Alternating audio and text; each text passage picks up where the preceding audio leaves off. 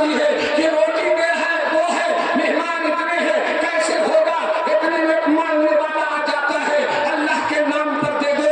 حضرت رابعہ بصریہ نے دونوں روٹی دے دی اور بڑے اطمینان سے مہمان سے باتیں کر رہی ہے۔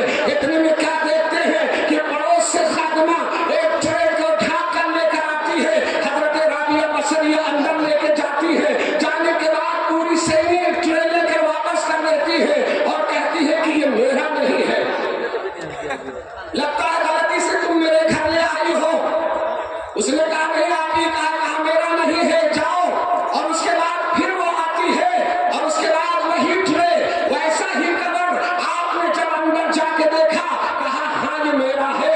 کسی نے پوچھا کہ ایک ہی جیسے دکھ رہا تھا، کیسے آپ کو معلوم کہ یہ روٹی آپ کی نہیں؟ کہا جب میں پہلے گنی تھی تو اس وقت 18 روٹی تھی، مجھے یقین ہو گیا کہ یقیناً میری نہیں ہے، اس لیے کہ رب کائنات نے قرآن میں فرما دیا من جاء بالحسنہ فلہ عشر امثالھا، اگر تم اللہ کے راہ میں ایک دو گے تو اللہ کم سے کم 10 دے گا، اور 10 گنا 20 ہوتی ہے۔